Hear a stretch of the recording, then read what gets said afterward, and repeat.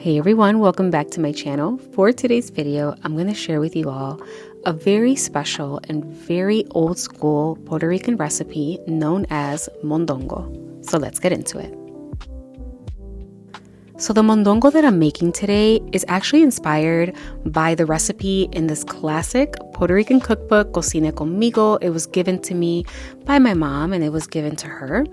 I'm so lucky that I have it. And yeah, so I'm going to be making my mondongo similar to this, but just adjusting it slightly. Now, if you've never heard of mondongo before, mondongo is the edible lining of a cow's stomach. It is called in English, tripe. That's what it is. You got to keep in mind that this is a very old, very country recipe. And back in the day, people would not let the animal go to waste. They would come up with recipes to utilize every part of the animal. Now, I'm lucky to live near a Puerto Rican grocery store, and this is the mondongo that I'll be using. It's from Puerto Rico. It comes frozen and it comes pretty clean, but again, it comes frozen. So to thaw it safely, I splash a lot of vinegar and then I fill up the bowl with cold water and I'm gonna let it thaw for about 30 minutes. All right, and after about 30 minutes, my mondongo that came frozen is nice and thawed. Of course, I have to utilize my sink, and to do that safely, I like to cover the other side of my sink with a clean towel. So all I'm going to do is I'm going to drain the liquid, and then I'm going to give it a good rinse in cold water. Now, your cleaning process is going to look a little different if you are using fresh mondongo or tripe. Okay, you're going to want to soak this in water and vinegar about 2 or 3 times because it comes with like a very gamey, very meaty smell, and it just helps remove some of that like funky smell. So yeah. So if you are familiar with mondongo stew or cow tripe stew, because it is made in a lot of different cultures, not just Puerto Rican culture, you may notice that our mondongo, or the cut that we use, is very smooth. We don't use like the spongy part of the cow's stomach, which has like a lot of holes in it. Ours is just like the smooth part of the mondongo. And if you've never had it and you're curious about what it tastes like or the texture, it's like a very chewy / meaty texture. It's not for everyone. It's the kind of recipe where you either love it because you grew up with it, if you were visiting like your abuelita or your titi in the country and you loved it because they would make it, or you don't like it at all. So it's either one or the other. There's kind of like no in between. All right, so my mondongo is nice and thawed and nice and clean. And now let's go ahead and prepare the stew. All right, so now what I'm going to do, I'm just going to pull all of my mondongo pieces and I'm going to place them into my deep pot / pan here. What is this? Is this a pan or is this a pot? It's kind of like a combination of both because it's not shallow like a pan, but it's not as deep as a pot. I don't know. Anyway, so I'm going to place it all in here and I'm going to add a generous amount of sea salt. And I'm going to add about 2 chopped onions. You can use any kind of onions you prefer. And I'm going to fill it up with water until it is completely covered. All right, so I'm going to add 1 bay leaf. I'm going to go ahead and set my heat to medium. And I'm going to bring this to a boil and boil it for about an hour until my mondongo is pretty tender.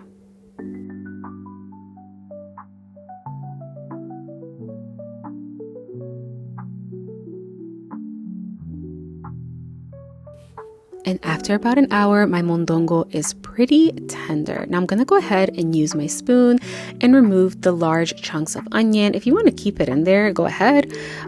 Just for aesthetic reasons, I'm going to take them out. But I am going to keep that bay leaf in there. Now, everyone prepares their mondongo differently. The way that I've seen it, after you boil it for a while, you're just going to add your ingredients in the same water because that's where all the flavor is at. However, there are people that after they boil their mondongo, they like to dump that water, add fresh water, and add the remaining ingredients, and that's okay. You do whatever you feel comfortable with. I think since I'm using frozen mondongo, I like the water. It doesn't bother me. But maybe if you're using like fresh mondongo, fresh cow tripe, you want to dump that water because it will have a strong gamey smell. But I don't mind it. To me, it kind of smells like wontongs or like steamed dumplings. To me, it smells good.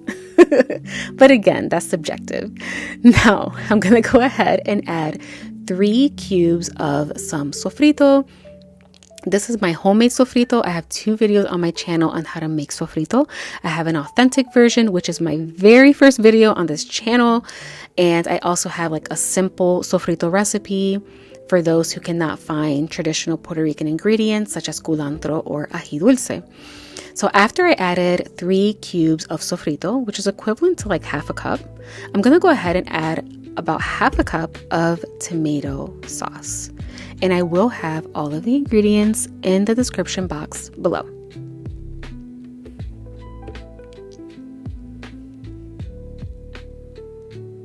Then I'm going to add 1 packet of Sazón.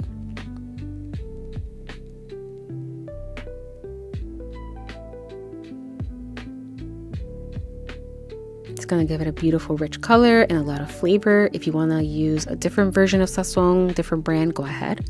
I'm then going to add 1 packet of this beef bouillon. You can also use a teaspoon of better than bouillon, like the jarred bouillon. That's really good. And then I'm going to add a little bit of this Lawry's Total Seasoning. It's very similar to like Adobo. You can also use Adobo. That's about like half a teaspoon. I'm going to add a tiny bit of cumin.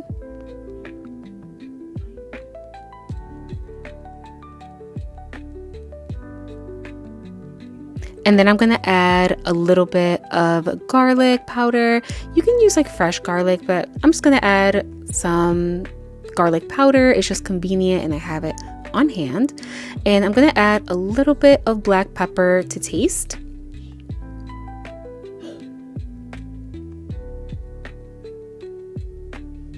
And a little bit of oregano.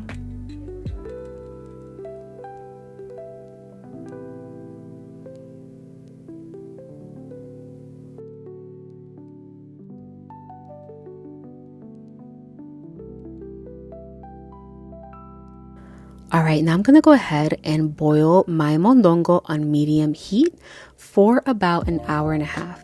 And after that time, a little bit of the liquid has reduced. The broth is nice and rich. And at this point, I'm going to go ahead and add my veggies. I'm going to add some potatoes and then I'm going to add some chopped up calabaza. It's very small. You can chop it up a lot bigger. I had this like frozen in the freezer, so I chopped it up really small and added it frozen. But you can use like butternut squash or acorn squash, very similar. And this is to taste. You can add carrots, you can add mazorca, which is like mini corn on the cob. You can add exotic root vegetables like yautía, malanga, and at that point, that's like a mondongo sancocho, which sounds really delicious. But yeah, you can get as creative as you want. So I added the juice of half of a lime. That acidity and that citrus flavor complements the stew really well. All right, so after I added those ingredients, I went ahead and I boiled it for another like 35 minutes, just until my vegetables are nice and soft. And it is done. And it came out incredible. That broth is so rich. It is so delicious. The mondongo tastes incredible. The spices are just right. And yeah, it came out amazing. So I went ahead and served up a nice, fat, hearty plate of that delicious mondongo stew with some white rice and some sweet plantains. So good. And I also found this beautiful Puerto Rican avocado at the Puerto Rican grocery store. I was so excited. And just like that, my meal is complete. If you've enjoyed today's video, do not forget to give this video a thumbs up. If you have not subscribed to my channel, please make sure to do so. Also, hit that notification bell so that you can be notified when a new video is out. Until next time.